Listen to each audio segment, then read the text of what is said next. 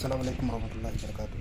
Ijoollee Oromoo kun Oromoon jaarra deeman dhufte kun isii tana waan isin jettu isumarraa dhageenyame sagalee isin biyya warra isaati.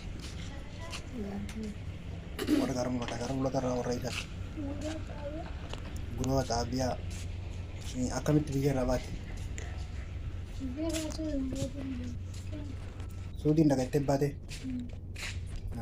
Eega suudii dhufte akkamii mana dallaalaa eenyu bira buute? Dalalan gurbaa warra faddisi. Gurbaa warra faddisi maqaan isaa eenyu? Ibrahim. Maqaan isaa Ibrahim warra faddisi. Kaanoo namni Kanan sadi. Kaanoo tokko Ibrahim. Tokko Ibrahim. Kaanoo Tokko.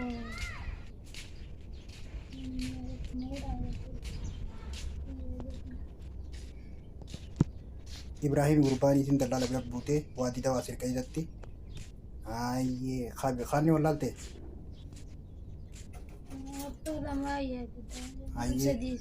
Nama sadii tokko Ibrahim jettee mucayyoonni wallaalte kan mucayyoo warra gaara mul'ataati. Eenyutu siin fuudhee chisi baase? Hamdii namni jedhamu. Siin fuudhattee? Hamdii doorii jettee achii baate. Hamdii warra isaati? Warra gandaati. Guyyaa isaa meeqarra si baase ganama? Gosa torba. Isaa torbarra si baase guyyaa duuba isa oolte galgala isaa 12 na dhufte. Akkana kun Oromoo ni garatanii waan qabdanii akka bira dhaabbattanii gargaaratanii mucayyoon kun akkana ilmoon eegalalte jameek ji'a takka amma guutti ilmoon xiqqoo tagartan tana. Ijoolleen isaanii warri beeytan warri as keessa beeytan kun mucayyoon tana suuraa isiitillee fara kan isin jimmi maxxansaa warri beeytan akka nama akkasitti akka mucayyoo tana barbaaddatanii kalaas akkasitti fudhattan kalaas sanam jedhu. Egaa mee mucayyoo teenya Oromoo tanammee waan himachuu barbaadde itti laammadhu. Asuma keessaati baasuu barbaadde. Hayyee. Warri mucayyoon kun dallaalaa ofirraa karaa irra darbe. Bakka inni arabni karaa irra darbe dhaltee ilmoo ji'a takkaati. Kunoo tana ni gartan uffata isiin qabdu ni gartanii waan isiin qabdu hunda ni gartanii ilmoo isiitillee ni gartanii namni isii beeyta mucayyoon warra gaara mul'ataati. Warra gaara mul'ataa jettee warra gaara mul'ataa baddannoo jettee gaara mul'ataa xaabiyaa jettee bakki isiin jirtu kun amma istaraa harabaatii yeroon tun yeroo wantaati masaraa keessa jirti manaanni fi kiraa fuudhee keessa taane isoo karaa deemtuun na dhufte ani warra Harargeeti si warra gaara mul'ataati nuti hundinuu ilmaan Oromooti ilmaan Harargeeti ijoolleen Harargee akka mucayyoo tana warri isii beeytan warri gaara mul'ataa warri isii beeytan akkasitti fuutanii iyyafattanii if bira geessitanii warri waadii dabalsan dallaalli waadii dabalsan ilma wajjin nama fadhu ni beeytanii akka fuutanii yookiin yaggeessitanii bakka takka geessitanii achitti waan qabu ni gargaarree yoo biyya galuu taates haa biyya galtuu akka akkas gootan Oromummaa Islaamummaa isin dhaammanni akkanaati bakki isin jirtu waadii dabalse farhaa jedhamti namni isin beeytan rabbiif jecha har'a isii boru isin akka wal bira dhaabbattanii mucayyoo tana rakkoo tana keessaa baaftan anillee anaafillee rakkoodha bakki isin jirtu istaraadha mana kiyyin taane kanumaafuu akkanarraa fuutan ani waan hin qabu nin gargaara akka fuutanii bakka takka geessitanii isinit dhaammadhaa. Assalaamu alaikum warahmatullahi wabarakatuh.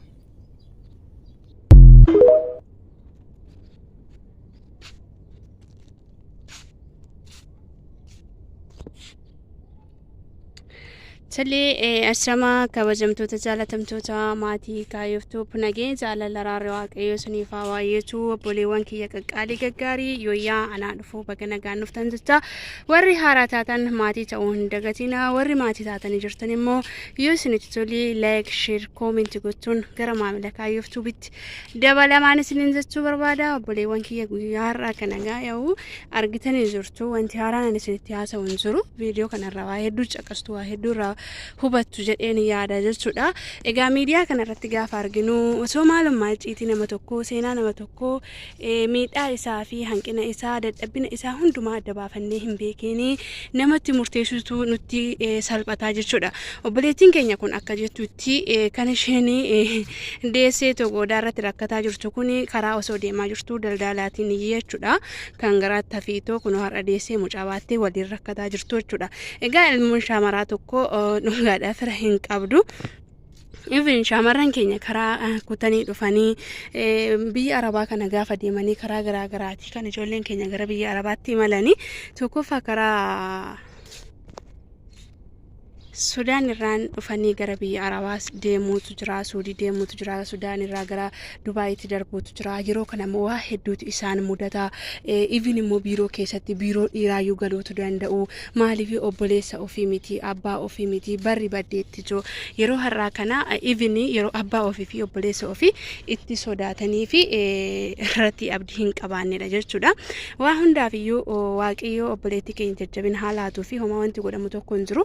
Ilmoo kennee fi Waaqayyoon haa guddisuu fi kanan hawwaa fi akka nama tokkootti garuu immoo itti murteessuun nu barbaachisu jechuudha. Miidiyaa kanarratti ijoolleen tokko tokko ilaalanii jechuudha.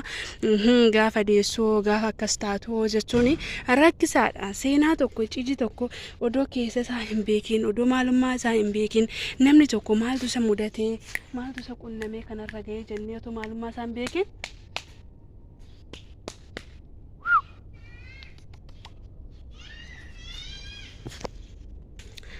Enna itoo nubatiin nama irratti murteessuun obboleettii keenya irratti murteessuun baay'ee rakkisaadha. Ilmi dhiiraa tokkos shaamarri tokko kan isheen deemtu biyya Arabaa irra gaafa ta'u gaafa argu kan isheen dhaqxu mana haadha ishiiti miti, mana obboleessa ishiiti miti, mana obboleettii ishiiti miti jechuudha. Mana haadha Oromaa lafa onaa iddoo firri hin jirre, iddoo obboleessi hin jirre, iddoo abbaan hin jirre, iddoo namni rakkatti nama gargaaruu hin dandeenye, iddoo itti dadhaban taa'uu hin dandeenye fi iddoo itti beela'an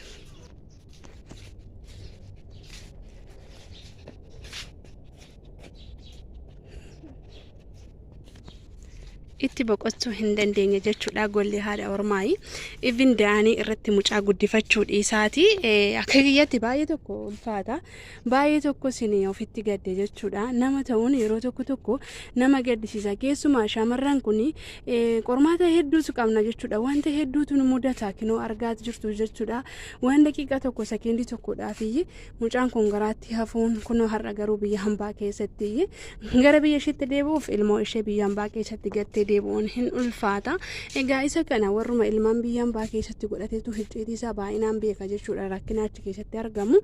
Egaa ilmaan ofii fudhatanii akkamiin haala biyya ofiitti deebi'u even duwwaa ofiiyyuu harka ofii duwwaa gara biyya ofiitti deebi'uun hagam akka ulfaatu tokkoon keessan hundi keenya argaa jirra jechuudha.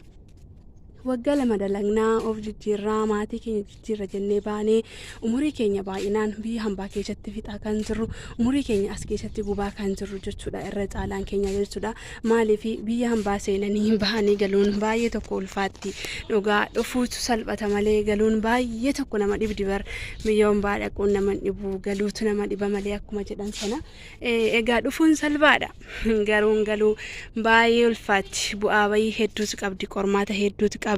Isa kana marammoo Waaqayyo Gooftaan hunduma keessaniyyuu bakka isin jirtanitti isin haa eegu jecha obboleettii keenya immoo rakkina ishee kana hamma nuuf danda'ame. Egaa daldalaan kunis obboleettii dubaraa biraa hin qabu ta'ee haadharraa hin dhalanne ta'ee baay'ee rakkisaadha. Dhugaa Waaqaan ulfaata jechuudha. Mucattii kana gaafa laalan baay'ee garaa nama nyaatti. Kiristoos ofii isheetii ijoolleedha. Deebistee biyya hambaa keessatti ilmoo qabattee ilmoo baattee bakkee keessatti argamuu jechuun baay'ee tokko ulfaata jechuudha. Yeroo tokko arraba dheerannaa ofii baatee akka barbaadde ijaazaa baatee maal taatee jechuutu jira.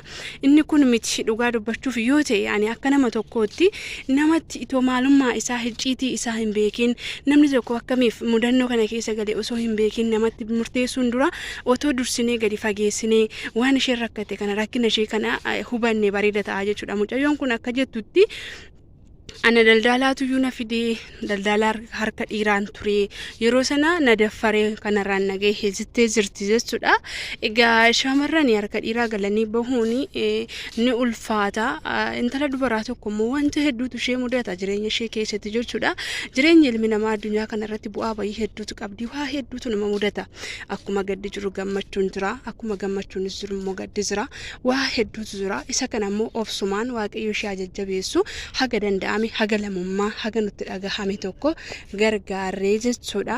Ishillee gargaarree obboleettii keenya kanaa mucaa ishillee guddisnee fi walumaan isheenillee gara biyya ishiitti kan deebitu yoo taate akka isheen biyya ishiitti deebitu taasisuun dirqama lamummaati jechuudha. Maaliif nama gargaaruuf nama ta'uun gahaadha waan ta'eef haga nama taanetti even wanni biraa yoo hafe maallaqa iyyuu gochuu fi baannee bilbilee yaadaan kan jajjabeessinu taane yaada keenyaan kan ishee deeggarru osoo taane jechuudha. Baay'ee tokko itti gammaddii ofitti boonti jechuudha. Maaliif lakkaa namni narra jiraayi fira nan qabaayi wagana nan qabaayi nama nu jajjabeessu nan qabaayi jechuu dandeessi jechuudha. Maaliif hundi keenya warri biyya hambaa kana keessa jirru jechuudha. Haga gola hambaa keessa jirrutti yookaan nuti toleetu jiraannaa yookaan immoo nuti hin toleen bu'aa bayii hedduu keessa dabarreetu kan nuti jiraannu jechuudha.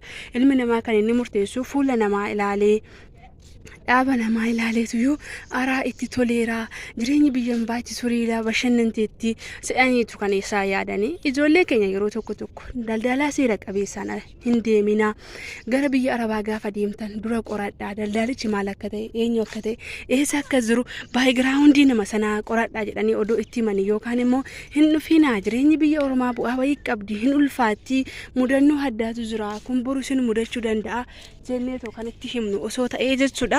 Maaliif namni nama dhaga'u hin jiru jechuudha. Egaa dhufanii gaafa arganii waan kamiyyuu gaafa keessa seenanii maalummaa isaa baran jechi namaallee namaaf dhufaa gorsi namaallee jajjabinni namaallee namaaf dhufan isiniin jedha. Egaa obboleewwan kiyya haga isiniif danda'ametti haga namummaan isinitti dhagahame haga lamummaan isinitti dhagahame haga dhiigummaan isinitti dhagahame haga jireenyi biyya ormaa ilmoo qabatanii miti kophaa ofiitiyyuu biyya ormaa keessa jiraachuun haga makka ulfaatu warri beektanii maal gochuutu qabnaree obboleettii teenya kana bilbilee jajjabeessuu maallaqa yoo qabaannis maallaqaanis gargaaruu yaadaanis bira dhaabachuu bakka isheellee jechuudha. Namni beektan even jedhaniitu jiru jechuudha. Namni beektanillee maatii ishee biraan gahuu maatiin isheellee akka fudhatan even keessa darbe jechuudha. Imbaasiin isaanii gargaaree mucaa kana deeggaree jajjabeessi yaadaan bira dhaabate akka biyya isheetti galchu otoo ta'e anaatiin nabuun sannatti tolaa jechuudha. Maaliif yaratus gaaramus wanta akka biyya ofiin jiru waan ta'eef qabaatanis dhabanis firii deemin haga tokko kan isheen jirtu biyyuma ofii keessattidha jechuudha. Namni kamiyyuu kan inni bareedu ilmoo godhate biyya isaa keessatti malee biyya hambaa keessatti miti jechuudha. Maaliif biyya ormaa keessatti ilmoo godhatanii guddifachuun baay'ee ulfaata. Even godhachuun salphatu malee ilmoo ofii kana qabatanii gara biyya ofiitti galuun baay'ee tokko ni ulfaatti jechuudha. Ilmoo godhatanii biyya ofiitti fudhatanii galuun ganaa paaspoortii gaafachuutu jira, waraqaa gaafachuutu jira, waan garaa garaatu jira jechuudha. Isa kana marasaayyuu immoo waaqayyotu beekaa. Egaa obboleettii keenya gargaaruu hin dagatina. Bakka isheen jirtutti lakkoofsa bilbilaa ishee gaafannee walumaan taanee haa deeggarruu haa gargaaruun isiniin jedha obboleewwan kiyya. Maaliif hin baane malee akkamitti akka gallu hin dhufne malee galuu keenya hin beeknu waan ta'eef ilmi namaa tokko ba'uu isaa beeka malee galuu isaa hin beeku. Ni ulfaatti walumaa galatti jireenyi biyya hambaa ni ulfaatti waa hedduutu jira. Haala kam keessatti jireenyi biyya ormaa ni ulfaatti obboleewwan kiyya ni ulfaatti. Walaa jajjabeessinu rakkinas ta'ee bal'ina isuma keessa jiru isuma rakkatee arge isuma gaddee argetu isuma dhiphatee argetu beeka waan ta'eef